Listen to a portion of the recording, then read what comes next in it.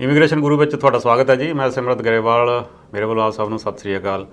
Immigration ਗੁਰੂ ਦੇ ਵਿੱਚ ਇੱਕ ਵਾਰ ਫਿਰ ਤੁਹਾਡੇ ਲਈ ਅਸੀਂ ਇਮੀਗ੍ਰੇਸ਼ਨ ਅਪਡੇਟਸ ਲੈ ਕੇ ਹਾਜ਼ਰ ਹੋਏ ਹਾਂ। ਜਿਵੇਂ ਕਿ ਤੁਹਾਨੂੰ ਪਤਾ ਹੀ ਹੈ, ਇਮੀਗ੍ਰੇਸ਼ਨ ਦੇ ਵਿੱਚ ਲਗਾਤਾਰ ਕੁਝ ਨਾ ਕੁਝ ਜਿਹੜੀਆਂ ਚੇਂਜਸ ਆ ਰਹੀਆਂ ਨੇ ਅਤੇ ਆਉਣ ਵਾਲੇ ਸਮੇਂ ਵਿੱਚ ਆਉਂਦੀਆਂ ਵੀ ਰਹਿਣੀਆਂ ਨੇ। ਇਸ ਲਈ ਹਰ ਹਫ਼ਤੇ ਤੁਹਾਡੇ ਲਈ ਇੱਕ ਐਕਸਪਰਟ ਲੈ ਕੇ ਹਾਜ਼ਰ ਹੁੰਦੇ ਹਾਂ, ਜਿਹੜੇ ਕਿ ਤੁਹਾਡੇ ਨਾਲ ਆਪਣੀ ਐਕਸਪਰਟ ਰਾਏ ਅਤੇ ਇਮੀਗ੍ਰੇਸ਼ਨ ਅਪਡੇਟਸ ਸ਼ੇਅਰ ਕਰਦੇ ਨੇ। ਅੱਜ ਫਿਰ ਮੇਰੇ ਨਾਲ ਸਟੂਡੀਓ ਵਿੱਚ ਹਾਜ਼ਰ ਨੇ ICC ਇਮੀਗ੍ਰੇਸ਼ਨ ਤੋਂ ਮਨੂ ਦੱਤਾ ਜੀ। ਉਹ ਤੁਹਾਡੇ ਨਾਲ ਕੀ ਅਪਡੇਟਸ ਨੇ ਇਮੀਗ੍ਰੇਸ਼ਨ ਦੇ ਵਿੱਚ ਉਹ ਸਾਂਝੀਆਂ ਕਰਨਗੇ। ਦੱਤਾ ਸਾਹਿਬ, ਤੁਹਾਡਾ ਸਵਾਗਤ ਹੈ ਜੀ। ਥੈਂਕ ਯੂ ਵੈਰੀ ਮਚ ਸਿਮਰਤ ਸਾਹਿਬ। ਸਭ ਤੋਂ ਪਹਿਲਾਂ ਤਾਂ ਤੁਹਾਨੂੰ ਤੇ ਸਾਰੇ ਹੀ ਵਿਊਅਰਸ ਨੂੰ ICC ਇਮੀਗ੍ਰੇਸ਼ਨ ਦੀ ਸਮੁੱਚੀ ਟੀਮ ਵੱਲੋਂ MD ਮਨੂ ਦੱਤਾ ਅਤੇ RD ਰਿਪੁਦਮਨ ਸਿੰਘ ਢਿੱਲੋਂ ਵੱਲੋਂ ਸਤਿ ਸ਼੍ਰੀ ਅਕਾਲ, ਨਮਸਕਾਰ, ਆਦਾਬ and thank you very much for having us. Thank you ਜੀ, ਤੁਹਾਡਾ ਆਉਣ ਲਈ ਬਹੁਤ ਬਹੁਤ ਥੈਂਕ ਯੂ। ਅੱਛਾ ਮਨੂ ਜੀ, ਆਪਾਂ ਐਕਸਪ੍ਰੈਸ ਐਂਟਰੀ ਤੋਂ ਸ਼ੁਰੂ ਕਰਦੇ ਹਾਂ ਕਿਉਂਕਿ ਬੜੀ ਐਕਸਾਈਟਮੈਂਟ ਹੁੰਦੀ ਜਦੋਂ ਇਹਦੀ ਗੱਲ ਹੁੰਦੀ ਹੈ। ਸੋ ਕੀ ਹੈ ਐਕਸਪ੍ਰੈਸ ਐਂਟਰੀ ਦੇ ਵਿੱਚ? ਸਿਮਰਤ, ਵੈਸੇ ਕਾਫੀ ਦੇਰ ਬਾਅਦ ਮੇਰੇ ਖਿਆਲ ਤਕਰੀਬਨ 2 ਹਫ਼ਤਿਆਂ ਬਾਅਦ ਡਰਾ ਆਊਟ ਹੋਇਆ। ਹਾਂਜੀ। ਐਂਡ 462 ਪੁਆਇੰਟ ਤੇ CEC ਦਾ ਡਰਾ ਗਿਆ। ਠੀਕ ਹੈ ਜੀ। ਸੋ ਤੁਸੀਂ ਦੇਖੋ ਕਿ 75 ਦਾ ਸਕੋਰ ਚੱਲ ਰਿਹਾ ਸੀਗਾ, ਫਿਰ 350 ਤੇ ਆ ਗਿਆ, 357 ਤੇ ਹੁਣ 462 ਤੇ। So what is this telling you know ਕਿ ਵਾਪਸੀ ਚੀਜ਼ਾਂ ਵਾਪਸ ਜਾ ਰਹੀਆਂ, ਬੈਕ ਟੂ ਨਾਰਮਲ ਹੋਣ ਵਾਲੀਆਂ। ਸੋ ਜੇ CEC ਦਾ ਡਰਾ ਜੇ 462 ਤੇ ਜਾ ਰਿਹਾ ਤੇ ਹੁਣ ਆਉਣ ਵਾਲੇ ਸਮੇਂ ਦੇ ਵਿੱਚ ਅਗਲੇ 2-3 ਡਰਾਸ ਤੋਂ ਬਾਅਦ ਆਈ ਥਿੰਕ ਫੋਕਸ ਅਗੇਨ ਬਾਹਰ ਦੇ ਐਪਲੀਕੈਂਟਸ ਦੇ ਉੱਤੇ ਚਲਾ ਜਾਏਗਾ। ਸੋ ਜਿੰਨੇ ਵੀ ਵਿਦਨ ਕੈਨੇਡਾ ਐਪਲੀਕੈਂਟਸ ਹੈਗੇ ਨੇ, ਸਟੂਡੈਂਟਸ ਹੈਗੇ ਨੇ ਜਾਂ ਵਰਕ ਪਰਮਿਟ ਤੇ ਹੈਗੇ ਹੋ, ਤੁਸੀਂ ਆਪਣੇ plan your future very wisely. ਜਿਹੜੇ ਲੱਕੀ ਵਨਸ ਸੀਗੇ ਜਿਨ੍ਹਾਂ ਦੇ 75 ਤੇ ਪਿਕ ਹੋ ਗਈ ਜਾਂ TR to PR ਦੇ ਵਿੱਚ ਐਪਲੀਕੇਸ਼ਨਸ ਪਿਕ ਹੋ ਗਈਆਂ, 350 357 ਤੇ ਪਿਕ ਹੋ ਗਈਆਂ ਜਾਂ ਉਸ ਤੋਂ ਬਾਅਦ ਪਿਕ ਹੋ ਰਹੀਆਂ, ਤੇ ਬਾਕੀਆਂ ਨੂੰ ਜਿਹੜੇ ਹੁਣ ਕੰਮ ਕਰ ਰਹੇ ਹੋ ਜਾਂ ਜਿਹੜੇ ਹੁਣ ਪਾਸ ਆਊਟ ਹੋ ਰਹੇ ਹੋ, you have to plan your future and ਦੇਖੋ ਕਿ ਕਿਹੜਾ ਜੌਬ, ਕਿਹੜਾ EMPLOYER ਤੁਹਾਨੂੰ ਹੈਲਪ ਕਰ ਸਕਦਾ ਹੈਗਾ PNPs ਵਾਸਤੇ ਜਾਂ ਜੌਬ ਆਫਰ ਵਾਸਤੇ। ਬਿਕੋਜ਼ ਆਉਣ ਵਾਲੇ ਸਮੇਂ ਦੇ ਵਿੱਚ ਸਕੋਰ ਥੱਲੇ ਆਉਣ ਵਾਲਾ ਘੱਟ ਹੈਗਾ, ਉਮੀਦ ਘੱਟ ਹੈਗੀ ਹੈ। ਐਂਡ ਖਾਸ ਕਰ ਸਿਮਰਤ ਜੀ, ਹੁਣ ਦੇਖੋ ਕਿ ਇਸ ਟਾਈਮ ਤੇ 450 ਤੋਂ ਉੱਪਰ ਤਕਰੀਬਨ 35,000 ਐਪਲੀਕੇਸ਼ਨਸ ਪਈਆਂ ਹੈਗੀਆਂ। ਅੱਛਾ ਜੀ। ਐਂਡ ਹੁਣ ਜਿਹੜਾ 500 ਵਾਲੇ ਡਰਾ ਵਾਲੇ ਸੀਗੇ, 500 CRS ਸਕੋਰ ਲੈ ਕੇ ਬੈਠੇ, 500 ਤੋਂ ਪਲੱਸ ਲੈ ਕੇ ਬੈਠੇ ਨੇ, 470 480 ਤੋਂ ਉੱਪਰ ਲੈ ਕੇ ਬੈਠੇ ਨੇ। ਸੋ ਹੁਣ ਫੋਕਸ ਬਾਹਰ ਵਾਲੇ ਐਪਲੀਕੈਂਟਸ ਦੇ ਉੱਤੇ ਜਾਣ ਵਾਲਾ ਹੈਗਾ। ਸੋ ਜਿਹੜੇ ਵਿਦਨ ਕੈਨੇਡਾ ਦੇ ਸ਼ੁੱਡ ਪਲਾਨ ਇਟ ਨਾਓ। ਇਸ ਤਰ੍ਹਾਂ ਨਾ ਹੋਵੇ ਕਿ ਸਾਲ ਬਾਅਦ 2 ਸਾਲਾਂ ਬਾਅਦ ਉਹਨੂੰ ਨਾ ਉਮੀਦਾਂ ਸ਼ੁਰੂ ਹੋ ਜਾਣ। ਹੋਪਸ ਜਦੋਂ ਡੈਸ਼ ਹੁੰਦੀਆਂ ਹੈਗੀਆਂ, ਬਿਕੋਜ਼ ਕਈ ਵਾਰੀ ਜਦੋਂ ਬਹੁਤ ਈਜ਼ੀ ਚੀਜ਼ਾਂ ਦੇਖ ਲਓ ਤੇ ਥੋੜਾ ਟਫ ਹੁੰਦੀਆਂ ਚੀਜ਼ਾਂ ਤੇ ਉਹ ਫਿਰ ਤੁਹਾਨੂੰ ਦਿੱਕਤ ਦਿੰਦੀਆਂ ਹੈਗੀਆਂ। ਅੱਛਾ, ਜਿਵੇਂ ਤੁਸੀਂ ਇਮੀਗ੍ਰੇਸ਼ਨ ਆਪਣੇ ਐਕਸਪ੍ਰੈਸ ਐਂਟਰੀ ਦੀ ਗੱਲ ਕੀਤੀ ਹੈ, ਤਾਂ ਹੁਣ ਜਿਹੜੀਆਂ ਚੀਜ਼ਾਂ ਖੁੱਲ੍ਹ ਰਹੀਆਂ ਨੇ, ਹੁਣ ਇਹ ਵੀ ਨਿਊਜ਼ ਆ ਰਹੀਆਂ ਨੇ ਵੀ ਹੁਣ ਜਿਹੜੇ ਵਿਜ਼ਟਰ ਵੀਜ਼ਾ ਲਈ ਅਪਲਾਈ ਕਰ ਸਕਦੇ ਨੇ ਅਤੇ ਵਿਜ਼ਟਰ ਵੀਜ਼ਾ ਵੀ ਹੁਣ ਛੇਤੀ ਮਿਲਣਾ ਸ਼ੁਰੂ ਹੋ ਜਾਵੇਗਾ। ਅਤੇ ਇਹਦੇ ਬਾਰੇ ਵੀ ਆਪਣੇ ਦਰਸ਼ਕਾਂ ਨੂੰ ਦੱਸੋ ਵੀ ਜਿਹੜੇ ਵਿਜ਼ਟਰ ਵੀਜ਼ੇ 'ਤੇ ਆ ਕੇ ਇੱਥੇ ਵਰਕ ਪਰਮਿਟ ਅਪਲਾਈ ਕਰਦੇ ਨੇ ਉਹਨਾਂ ਦੇ ਲਈ ਕੀ ਆਪਸ਼ਨਸ ਨੇ ਹੁਣ?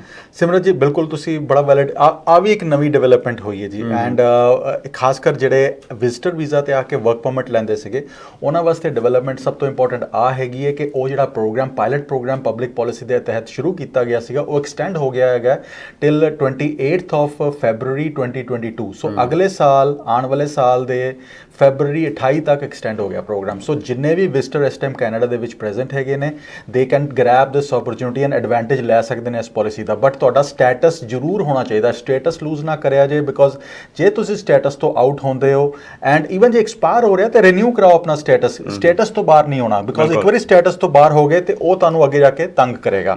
ਐਂਡ ਇਹਦੇ ਨਾਲ ਜਿਨ੍ਹਾਂ ਦੇ ਕੋਲ ਵਰਕ ਪਰਮਿਟ ਸੀਗਾ ਐਂਡ ਪਿਛਲੇ 1 ਸਾਲ ਦੇ ਵਿੱਚ ਐਕਸਪਾਇਰ ਹੋ ਗਿਆ ਬਟ ਸਟੇਟਸ ਰੱਖਿਆ ਹੋਇਆ, ਤੁਸੀਂ ਹੁਣ ਵੀ ਇਸ ਪਾਲਿਸੀ ਦੇ ਤਹਿਤ ਤੁਸੀਂ ਐਕਸਟੈਂਸ਼ਨ ਅਪਲਾਈ ਕਰ ਸਕਦੇ ਹੋ, ਪ੍ਰੋਵਾਈਡਡ ਤੁਹਾਡੇ ਕੋਲ ਨਵਾਂ EMPLOYER ਆ ਜਾਵੇ ਐਂਡ ਲੀਗਲੀ ਤੁਸੀਂ ਕੰਮ ਵੀ ਸ਼ੁਰੂ ਕਰ ਸਕਦੇ ਹੋ। ਬਟ ਇਹਦੇ ਵਾਸਤੇ ਕੁਝ ਡਿਟੇਲਸ ਹੈਗੀਆਂ, ਉਹਦੇ ਵਾਸਤੇ ਤੁਸੀਂ 1-on-1 ਸਾਡੇ ਨਾਲ ਆ ਕੇ ਡਿਸਕਸ ਕਰ ਸਕਦੇ ਹੋ ਜਾਂ ਕਿਸੇ ਇਮੀਗ੍ਰੇਸ਼ਨ ਕੰਸਲਟੈਂਟ ਲਾਇਰ ਨਾਲ ਡਿਸਕਸ ਕਰ ਸਕਦੇ ਹੋ। ਐਂਡ ਆਹ ਵਾਲੀ ਪਾਲਿਸੀ ਬੜੀ ਫਸਟ ਕਲਾਸ ਪਾਲਿਸੀ। ਹੁਣ ਜਿਸ ਤਰ੍ਹਾਂ ਟਰੈਵਲ ਰਿਸਟ੍ਰਿਕਸ਼ਨਸ ਖਤਮ ਹੋਣੀਆਂ ਸ਼ੁਰੂ ਹੋ ਗਈਆਂ ਸਿਮਰਤ ਜੀ, ਹੁਣ ਜੌਬ ਓਪਰਚੁਨਿਟੀਜ਼ ਹੈਗੀਆਂ। ਬਿਕੋਜ਼ EMPLOYERS ਨੂੰ ਵੀ ਵਰਕ ਪਰਮਿਟ ਵਰਕ ਵਾਸਤੇ, ਆਪਣੇ ਬਿਜ਼ਨੈਸਿਸ ਰਨ ਕਰਨ ਵਾਸਤੇ ਉਹਨਾਂ ਨੂੰ ਹੈਲਪ ਦੀ ਲੋੜ ਹੈ, ਲੇਬਰ ਦੀ ਲੋੜ ਹੈਗੀ ਹੈ। ਸੋ ਉਹਦੇ ਐਡਵਾਂਟੇਜ ਹੁਣ ਲਿੱਤੀ ਜਾ ਸਕਦੀ ਹੈਗੀ ਹੈ। ਹਰ ਸਾਲ ਤਕਰੀਬਨ 5 ਲੱਖ, ਇਸ ਟਾਈਮ ਤੇ ਗੱਲ ਕਰੀਏ ਕੈਨੇਡਾ ਦੇ ਵਿੱਚ ਵਰਕ ਪਰਮਿਟ ਦੀ ਗੱਲ ਕਰੀਏ, 5 ਲੱਖ ਵਰਕਰਸ ਇਸ ਟਾਈਮ ਕੈਨੇਡਾ ਦੇ ਵਿੱਚ ਕੰਮ ਕਰ ਰਹੇ ਨੇ। ਠੀਕ ਹੈ, 5 lakh is a huge number. 500,000 ਜੇ ਵਰਕਰਸ ਕੈਨੇਡਾ 'ਚ ਹੈਗੇ ਨੇ ਐਂਡ ਤੁਸੀਂ ਵੀ ਉਸੇ ਸਟਰੀਮ ਦੇ ਵਿੱਚ ਆ ਕੇ ਫਾਇਦਾ ਚੱਕਣਾ ਚਾਹੁੰਦੇ ਹੋ, ਓਪਰਚੁਨਿਟੀਜ਼ ਬਹੁਤ ਸਾਰੀਆਂ ਮਿਲ ਸਕਦੀਆਂ। ਤੁਹਾਡੀ PR ਆਸਾਨ ਹੋ ਸਕਦੀ ਹੈ ਜੇ ਤੁਹਾਡੀ ਏਜ ਜ਼ਿਆਦਾ ਹੈਗੀ ਹੈ, ਤੁਹਾਡੀ ਐਜੂਕੇਸ਼ਨ ਘੱਟ ਹੈਗੀ ਹੈ, ਇੰਗਲਿਸ਼ ਦਾ ਸਕੋਰ ਤੁਸੀਂ ਉਸ ਤਰ੍ਹਾਂ ਦਾ ਨਹੀਂ ਲੈ ਸਕਦੇ, ਤੇ PNP ਪ੍ਰੋਗਰਾਮਸ ਇਸ ਸਟਰੀਮ ਦੇ ਵਿੱਚ ਆ ਕੇ ਆਰਾਮ ਨਾਲ ਤੁਹਾਡੇ ਵਾਸਤੇ ਪਰਮਨੈਂਟ ਰੈਜ਼ੀਡੈਂਸੀ ਤੁਹਾਡੀ ਐਂਡ ਤੁਹਾਡੀ ਫੈਮਿਲੀ ਵਾਸਤੇ ਹੈਲਪਫੁਲ ਹੋ ਸਕਦਾ ਹੈਗਾ। ਬਟ ਅਗੇਨ ਪਲਾਨ ਕਰੋ ਕਿ ਕਿਸ ਤਰ੍ਹਾਂ ਵਰਕ 'ਚ ਹੋਣਗੀਆਂ, ਐਂਡ ਜਿਹੜੇ ਵਿਜ਼ਿਟ ਵੀਜ਼ਾ ਤੇ ਵੀ ਹੁਣ ਵੀ ਆਣਗੇ they can also grab this opportunity. ਅੱਛਾ ਮਨੂ ਜੀ, ਕਿਉਂਕਿ ਜੋ ਸਟੂਡੈਂਟਸ ਕਾਫੀ ਵੱਡੀ ਗਿਣਤੀ ਦੇ ਵਿੱਚ ਕੈਨੇਡਾ ਵਿੱਚ ਸ਼ਾਮਲ ਹਾਜ਼ਰ ਵੀ ਨੇ, ਤੇ ਹੋਰ ਜਿਹੜੇ ਨਵੇਂ ਸਟੂਡੈਂਟ ਵੀ ਜਿਹੜੇ ਆ ਰਹੇ ਨੇ, ਇਹਨਾਂ ਦੇ ਲਈ ਵੀ ਕੁਝ ਨਵੀਂ ਕੋਈ ਹੈ ਇਸ ਸਮੇਂ ਕੋਈ ਅਪਡੇਟ? ਸਿਮਰਨ ਜੀ, ਸਟੂਡੈਂਟ ਐਪਲੀਕੇਸ਼ਨਸ ਪ੍ਰੋਸੈਸ ਹੋ ਰਹੀਆਂ, ਸਟੂਡੈਂਟਸ ਆ ਵੀ ਰਹੇ ਨੇ ਐਂਡ ਪਰਮਾਨੈਂਟ ਰੈਜ਼ੀਡੈਂਸੀ ਵਾਸਤੇ ਐਲੀਜੀਬਲ ਵੀ ਹੋਣਗੇ।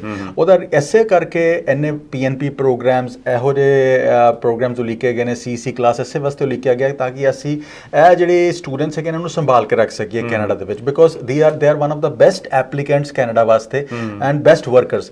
ਐਂਡ ਆਉਣ ਵਾਲੇ ਸਮੇਂ ਦੇ ਵਿੱਚ ਵੀ ਸਟੂਡੈਂਟਸ ਆਉਂਦੇ ਰਹਿਣਗੇ ਵੱਡੀ ਤਾਦਾਦ ਦੇ ਵਿੱਚ। ਐਂਡ ਸਿਮਰਤ ਜੀ, ਇਹ ਬੜੀ ਵੱਡੀ ਇੰਡਸਟਰੀ ਬਣ ਚੁੱਕੀ ਹੈਗੀ ਐਂਡ ਸਾਨੂੰ ਕੈਨੇਡਾ ਨੂੰ ਜਿਸ ਤਰ੍ਹਾਂ ਸਾਡੀ ਰਿਟਾਇਰਮੈਂਟਸ ਆਉਣ ਵਾਲੇ ਸਮੇਂ ਦੇ ਵਿੱਚ ਐਕਸਪੈਕਟਡ ਹੈਗੀਆਂ, ਸਟੂਡੈਂਟ ਉਸ ਕਮੀ ਨੂੰ ਬੜੀ ਬਖੂਬੀ ਪੂਰਾ ਕਰ ਸਕਦੇ ਨੇ। ਸੋ ਓਨਲੀ ਸਟੂਡੈਂਟਸ ਨੂੰ ਇੱਕੋ ਚੀਜ਼ ਕਿ ਕੋਈ ਵੀ ਸ਼ਾਰਟ ਟਰਮ ਗੇਨਸ ਦੇ ਵਿੱਚ ਨਾ ਪਾਓ, ਆਪਣੀ ਇਮੀਗ੍ਰੇਸ਼ਨ ਦੇ ਉੱਤੇ, ਆਪਣੇ ਸੁਪਨਿਆਂ ਦੇ ਉੱਤੇ, ਆਪਣੇ ਮਾਂ-ਬਾਪ ਦੀ ਮਿਹਨਤ ਦੇ ਤੇ ਸੁਪਨਿਆਂ ਦੇ ਸਦਕੇ ਜਿਹੜੀ ਵੀ ਚੀਜ਼ਾਂ ਤੁਸੀਂ ਕਰਦੇ ਹੋ ਉਹ ਸੋਚ ਕੇ ਕਰੋ ਕਿ ਮੇਰੇ ਮਦਰ ਫਾਦਰ ਦੀ ਮੇਰੀ ਰੈਪੂਟੇਸ਼ਨ ਇਨਵੋਲਡ ਹੈ, ਮੇਰੀ ਰਿਲੀਜਨ ਦੀ ਰੈਪੂਟੇਸ਼ਨ ਇਨਵੋਲਡ ਹੈ, ਮੈਂ ਜਿਹੜੀ ਰੀਜਨ ਨੂੰ ਰਿਪਰੈਜ਼ੈਂਟ ਕਰਦਾ ਉਸ ਰੀਜਨ ਦੀ ਰੈਪੂਟੇਸ਼ਨ ਇਨਵੋਲਡ ਹੈ ਮੇਰੇ ਨਾਲ। ਕੋਈ ਵੀ ਜਦੋਂ ਤੁਸੀਂ ਸ਼ਾਰਟ ਟਰਮ ਗੇਨ ਵਾਸਤੇ ਕੋਈ ਚੀਜ਼ ਗਲਤ ਕਰਦੇ ਹੋ ਉਹ ਤੁਹਾਨੂੰ ਹੀ ਇਫੈਕਟ ਨਹੀਂ ਕਰਦੀ, ਬਾਕੀਆਂ ਨੂੰ ਵੀ ਇਫੈਕਟ ਕਰਦੀ ਹੈਗੀ ਹੈ। ਸੋ ਓਪਰਚੁਨਿਟੀਜ਼ ਕੈਨੇਡਾ ਵਾਸਤੇ ਬਹੁਤ ਸਾਰੀਆਂ ਹੈਗੀਆਂ, ਕੈਨੇਡਾ ਦੇ ਵਿੱਚ ਸੈਟਲ ਹੋਣ ਵਾਸਤੇ ਬਹੁਤ ਸਾਰੀਆਂ ਹੈਗੀਆਂ। Only thing is be patient and work towards those opportunities. Short term gains ਦੇ ਵਿੱਚ ਨਾ ਪਾਓ ਐਂਡ ਆਪਣੀ ਮਿਹਨਤਾਂ ਕਰੋ। And Canada is a land of opportunities, ਬਹੁਤ ਕੁਛ ਹੈਗਾ ਇਸ ਕੰਟਰੀ ਨੂੰ ਤੁਹਾਨੂੰ ਦੇਣ ਵਾਸਤੇ। ਬਿਲਕੁਲ ਜੀ, ਤੁਸੀਂ ਦੇਖ ਰਹੇ ਹੋ ਇਮੀਗ੍ਰੇਸ਼ਨ ਗੁਰੂ, ਤੇ ਮੇਰੇ ਨਾਲ ਅੱਜ ਸਟੂਡੀਓ ਵਿੱਚ ਹਾਜ਼ਰ ਨੇ ICC ਇਮੀਗ੍ਰੇਸ਼ਨ ਤੋਂ ਮਨੂ ਦੱਤਾ ਜੀ। ਤੁਹਾਡਾ ਵੀ ਕੋਈ ਇਮੀਗ੍ਰੇਸ਼ਨ ਸੰਬੰਧੀ ਸਵਾਲ ਹੈ, ਕੋਈ ਕੇਸ ਤੁਸੀਂ ਇਹਨਾਂ ਦੇ ਨਾਲ ਡਿਸਕਸ ਕਰਨਾ ਚਾਹੁੰਦੇ ਹੋ ਤਾਂ ਜ਼ਰੂਰ ਇਹਨਾਂ ਦੇ ਨਾਲ 1-on-1 ਮੀਟਿੰਗ ਕਰ ਸਕਦੇ ਹੋ। ਅਪਾਇੰਟਮੈਂਟ ਬਣਾਓ ਇਹਨਾਂ ਦੇ ਆਫਿਸ ਫੋਨ ਕਰਕੇ ਤੇ ਇਹਨਾਂ ਦੇ ਨਾਲ ਜ਼ਰੂਰ ਸੰਪਰਕ ਕਰੋ। ਅੱਛਾ ਮਨੂ ਜੀ, ਜਿੱਥੇ ਵੱਖ-ਵੱਖ ਕੈਟਾਗਰੀਜ਼ ਨੇ, ਇੱਕ ਬਿਜ਼ਨਸ ਕੈਟਾਗਰੀ ਹੈ ਜਿਹੜੀ ਕਾਫੀ ਇੰਪੋਰਟੈਂਟ ਹੈ, ਬਹੁਤ ਸਾਰੇ ਜਿਹੜੇ ਲੋਕ ਨੇ ਆਪਣੇ ਦੇਸ਼ਾਂ ਤੋਂ ਇੱਥੇ ਐਜ਼ ਏ ਬਿਜ਼ਨਸ ਐਂਟਰਪ੍ਰੀਨਿਓਰ ਆਉਣਾ ਚਾਹੁੰਦੇ ਨੇ, ਉਹਨਾਂ ਬਾਰੇ ਵੀ ਥੋੜ੍ਹਾ ਜਿਹਾ ਦੱਸਿਓ। ਸਿਮਰਤ ਜੀ, ਬਿਜ਼ਨਸਮੈਨ ਵਾਸਤੇ ਓਪਰਚੁਨਿਟੀਜ਼ ਹੈਗੀਆਂ, ਸੀਗੀਆਂ ਤੇ ਆਉਣ ਵਾਲੇ ਸਮੇਂ ਦੇ ਵਿੱਚ ਰਹਿਣਗੀਆਂ ਵੀ। ਠੀਕ ਹੈ, ਇਸੇ ਕਰਕੇ ਇੰਨੇ ਸਾਰੇ ਪ੍ਰੋਗਰਾਮ ਉਲੀਕੇ ਗਏ ਨੇ। ਜੇ ਅਸੀਂ ਗੱਲ ਕਰੀਏ ਓਨਰ ਓਪਰੇਟਰ ਕੈਟਾਗਰੀ, ਮੈਂ ਕਿਹਾ ਬੇਇੰਤਹਾ ਲੋਕਾਂ ਨੇ ਇਸ ਪ੍ਰੋਗਰਾਮ ਦਾ ਫਾਇਦਾ ਚੱਕਿਆ। ਐਂਡ ਬਿਕੋਜ਼ ਇੱਥੇ ਆਉਂਦੇ ਸੀ ਵਿਜ਼ਿਟ ਵੀਜ਼ਾ ਤੇ ਬਿਜ਼ਨਸ ਬਾਏ ਕਰਦੇ ਸੀ, ਉਹਦੇ ਬੇਸਿਸ ਦੇ ਉੱਤੇ ਉਸ ਬਿਜ਼ਨਸ ਨੂੰ ਰਨ ਕਰਨ ਵਾਸਤੇ ਓਨਰ ਓਪਰੇਟਰ ਵੀਜ਼ਾ ਲੈ ਲੈਂਦੇ ਸੀ। ਐਂਡ ਉਸ ਤੋਂ ਬਾਅਦ ਉਹਨਾਂ ਨੂੰ ਨੌਕ ਓ ਦੀਆਂ ਵੀ ਜੌਬਸ ਮਿਲਦੇ ਰਹੀਆਂ। ਹੁਣ ਇਸ ਕੈਟਾਗਰੀ ਦੇ ਵਿੱਚ ਚੇਂਜਸ ਆ ਗਏ ਹਨ। ਹੁਣ ਨੌਕ ਓ ਦੀਆਂ ਜੌਬਸ ਮਿਲਣੀਆਂ ਥੋੜ੍ਹੀਆਂ ਜਿਹੀਆਂ ਔਖੀਆਂ ਹੈਗੀਆਂ, ਬਿਕੋਜ਼ HRSD ਅਫਸਰ ਨੂੰ ਸਟ੍ਰੇਟ ਇੰਸਟਰਕਸ਼ਨਸ ਹੈਗੀਆਂ ਕਿ ਨੌਕ ਓ ਜੌਬ ਵਾਏ 200 ਪੁਆਇੰਟਸ ਵਾਲੇ LMIA ਵਾਲੀ ਜੌਬਸ ਕਿਉਂ ਦੇ ਰਹੇ ਹੋ ਤੁਸੀਂ ਇਹਨਾਂ ਨੂੰ। ਸੋ ਜਦ ਕਿ ਆ ਡਿਊਟੀਜ਼ ਜਿਹੜੀਆਂ ਹੈਗੀਆਂ ਉਹ ਨੌਕ ਏ ਦੀਆਂ ਕਰ ਰਹੇ ਨੇ, ਮੈਨੇਜਰ ਲੈਵਲ ਦੀਆਂ ਡਿਊਟੀਜ਼ ਹੋ ਰਹੀਆਂ ਹੈਗੀਆਂ। ਸੋ ਉਹ ਚੇਂਜਸ ਜ਼ਰੂਰ ਆਈਆਂ, ਬਟ ਇਹ ਪ੍ਰੋਗਰਾਮ ਹਾਲੇ ਵੀ ਚੱਲ ਰਿਹਾ। ਹਾਂ, ਐਡਵਰਟਾਈਜ਼ਮੈਂਟ ਦੀ ਰਿਕੁਆਇਰਮੈਂਟਸ ਹੁਣ ਐਡ ਹੋ ਗਈਆਂ, but this program is still doing good. And ਤੁਸੀਂ ਜੇ ਫਾਇਦਾ ਲੈਣਾ ਚਾਹੁੰਦੇ ਹੋ ਇਸ ਪ੍ਰੋਗਰਾਮ ਦਾ, ਸਟਰੀਮ ਦਾ, ਤੁਸੀਂ ICC ਤੇ ਸਾਨੂੰ ਕੰਟੈਕਟ ਕਰ ਸਕਦੇ ਹੋ। We can assist you and guide you.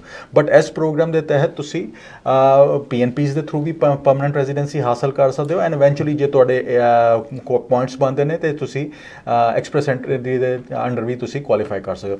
ਹੁਣ ਇਹ ਵਰਕ ਪਰਮਿਟ ਸਟਰੀਮ ਹੋ ਗਈ। ਪਹਿਲੇ ਵਰਕ ਪਰਮਿਟ ਮਿਲੇਗਾ, ਫਿਰ PR ਵਾਸਤੇ ਤੁਸੀਂ ਕੁਆਲੀਫਾਈ ਹੋਗੇ। ਹੁਣ ਇਸੇ ਤਰ੍ਹਾਂ ਸਿਮਰਤ ਜੀ ਦੂਸਰੇ ਪ੍ਰੋਗਰਾਮ ਹੋ ਗਏ, ਜਿਸ ਤਰ੍ਹਾਂ ਸਟਾਰਟਅਪ ਵੀਜ਼ਾ। ਸਟਾਰਟਅਪ ਵੀਜ਼ਾ ਇੱਕ ਇਹੋ ਜਿਹਾ ਨਵੇਕਲਾ ਵੀਜ਼ਾ ਹੈਗਾ, ਇਹ ਸ਼ੁਰੂ ਤਾਂ ਕੀਤਾ ਗਿਆ ਸੀ ਲਾਸਟ ਗਵਰਨਮੈਂਟ ਵੱਲੋਂ, ਬਟ ਉਹਦੇ ਵਿੱਚ ਜਿਹੜੀਆਂ ਚੇਂਜਸ ਆਈਆਂ ਐਂਡ ਜਿਹੜੀਆਂ ਜਿਸ ਤਰ੍ਹਾਂ ਉਹ ਅੱਗੇ ਵਧਿਆ ਹੈਗਾ ਉਹ ਕਰੰਟ ਗਵਰਨਮੈਂਟ ਦੇ ਅੰਡਰ ਵਧਿਆ ਹੈਗਾ। ਇਸ ਪ੍ਰੋਗਰਾਮ ਦੇ ਵਿੱਚ ਤੁਸੀਂ ਜੇ ਕੋਈ ਵੀ ਤੁਸੀਂ ਬਿਜ਼ਨਸ ਰਨ ਕਰ ਰਹੇ ਹੋ ਜਾਂ ਈਵਨ ਸੀਨੀਅਰ ਮੈਨੇਜਮੈਂਟ ਦੇ ਪੋਜੀਸ਼ਨ ਤੇ ਤੁਸੀਂ ਕੰਮ ਕਰ ਰਹੇ ਹੋ ਐਂਡ ਤੁਸੀਂ ਸਟਾਰਟਅਪ ਵੀਜ਼ਾ ਦਾ ਫਾਇਦਾ ਲੈਣਾ ਚਾਹੁੰਦੇ ਹੋ, ਤੇ ਤੁਸੀਂ ਇੱਕ ਵਾਰੀ ਆਪਣੀ ਡਿਟੇਲਸ ਸਾਡੇ ਨਾਲ ਸ਼ੇਅਰ ਕਰੋ ਜਾਂ ਕਿਸੇ ਕੰਸਲਟੈਂਟ ਲਾਇਰ ਜਿਹੜੇ ਪ੍ਰੋਗਰਾਮ ਕਰਦੇ ਨੇ on a regular basis. India ਦੇ ਵਿੱਚ ਅਸੀਂ ਦੇਖਦੇ ਹਾਂ, ਪਾਕਿਸਤਾਨ ਦੇ ਵਿੱਚ ਦੇਖਦੇ ਹਾਂ, ਈਵਨ ਮਿਡਲ ਈਸਟ ਦੇ ਵਿੱਚ ਦੇਖਦੇ ਹਾਂ ਸਿਮਰਤ ਜੀ, ਕਿ ਜਿਹੜੇ ਨਹੀਂ ਵੀ ਕਰਦੇ ਉਹ ਇਹੋ ਜਿਹਾ ਪ੍ਰਾਈਸ ਕੋਟ ਕਰ ਦਿੰਦੇ ਨੇ ਕਿ ਜਿਹੜਾ ਪੋਸੀਬਲ ਹੀ ਨਹੀਂ ਹੈਗਾ।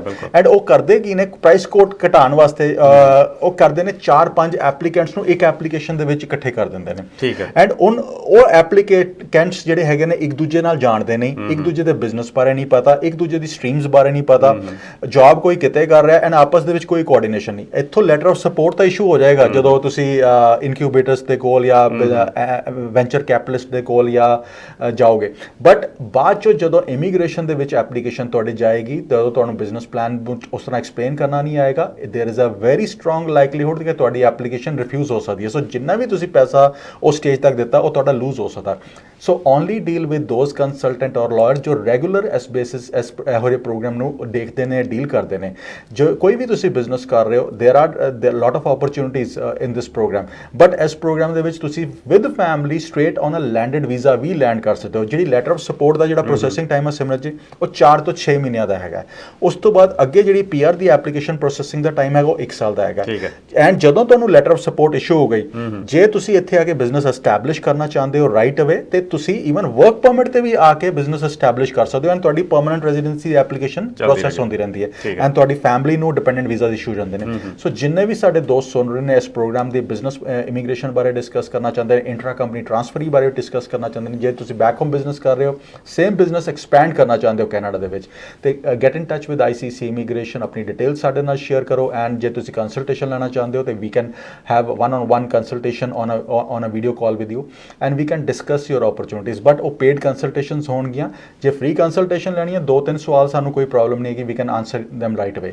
but ਜੇ ਤੁਸੀਂ paid consultation ਰਹਿੰਦੇ ਹੋ ਤੇ ਅਸੀਂ ਤੁਹਾਡੇ ਤੋਂ ਸਾਰੀ ਇਨਫੋਰਮੇਸ਼ਨ ਗੈਦਰ ਕਰਦੇ ਹਾਂ and we go through your entire application, entire documentations and then we suggest you ਕਿ ਆਹ opportunity ਤੁਹਾਡੇ ਵਾਸਤੇ work better ਕਰ ਸਕਦੀ ਹੈ। ਸੋ ਉਹਦੇ ਵਿੱਚ ਅਸੀਂ ਵੀ ਟਾਈਮ ਇਨਵੈਸਟ ਕਰਦੇ ਹਾਂ, ਤੁਹਾਡੀ ਇੱਕ ਛੋਟੀ ਜਿਹੀ ਅਮਾਊਂਟ ਤੁਸੀਂ ਪੇਮੈਂਟ ਦੇ ਰਹੇ ਹੋ। ਬਟ ਇਹੀ ਪੇਮੈਂਟ ਤੁਹਾਡੀ ਜਿਹੜੀ ਤੁਸੀਂ ਕੰਸਲਟੇਸ਼ਨ ਲੈ ਰਹੇ ਹੋ ਬਾਅਦ ਚੋਂ ਜਦੋਂ ਸਰਵਿਸਿਜ਼ ਲੈਂਦੇ ਹੋ ਤੇ ਉਹਦੇ ਵਿੱਚ ਐਡਜਸਟ ਹੋ ਜਾਂਦੀ ਹੈਗੀ ਹੈ।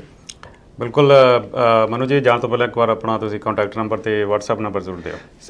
ਜੀ, ਸਾਡਾ you can reach us at info@iccimmigration.ca। ਸਾਡਾ ਫੋਨ ਨੰਬਰ ਹੈਗਾ ਜੀ 9054612424 ਐਂਡ WhatsApp ਨੰਬਰ ਹੈਗਾ 6478509000। 14 ਸਾਲ ਤੋਂ ਜ਼ਿਆਦਾ ਅਰਸਾ ਹੋ ਗਿਆ RD and MD ਨੂੰ ਟੀਮ ICC ਇਮੀਗ੍ਰੇਸ਼ਨ ਨੂੰ ਇਮੀਗ੍ਰੇਸ਼ਨ ਸਰਵਿਸਿਜ਼ ਪ੍ਰੋਵਾਈਡ ਕਰਦਿਆਂ ਹੋਇਆਂ। And we are known for a crystal clear and transparent advice. ਜਿਹੜੀ ਚੀਜ਼ ਪੋਸੀਬਲ ਹੁੰਦੀ ਉਹ ਤੁਹਾਨੂੰ ਦੱਸਦੇ ਹਾਂ, ਜਿਹੜੀ ਚੀਜ਼ ਨਹੀਂ ਪੋਸੀਬਲ ਹੁੰਦੀ ਉਹ ਵੀ ਤੁਹਾਨੂੰ ਕਹਿੰਦੇ ਕਿ ਭਾਈ do not waste your time and hard and money on any programs. ਬਹੁਤ ਬਹੁਤ ਧੰਨਵਾਦ ਮਨੂ ਜੀ ਸਟੂਡੀਓ ਵਿੱਚ ਹਾਜ਼ਰ ਹੋਣ ਲਈ ਤੇ ਇੰਨੀ ਬੜੀ ਮੁੰਡੀ ਜਾਣਕਾਰੀ ਸਾਡੇ ਦਰਸ਼ਕਾਂ ਦੇ ਨਾਲ ਸਾਂਝੀ ਕਰਨ ਦੇ ਲਈ। ਥੈਂਕ ਯੂ ਸਿਮਰਤ ਜੀ, ਧੰਨਵਾਦ। ਤੁਸੀਂ ਦੇਖ ਰਹੇ ਸੀ ਇਮੀਗ੍ਰੇਸ਼ਨ ਗੁਰੂ। ਅਗਲੇ ਹਫ਼ਤੇ ਫਿਰ ਨਵੀਆਂ ਇਮੀਗ੍ਰੇਸ਼ਨ ਅਪਡੇਟਸ ਲੈ ਕੇ ਹਾਜ਼ਰ ਹੋਵਾਂਗੇ। ਉਦੋਂ ਤੱਕ ਮੈਨੂੰ ਦਿਓ ਇਜਾਜ਼ਤ। ਧੰਨਵਾਦ।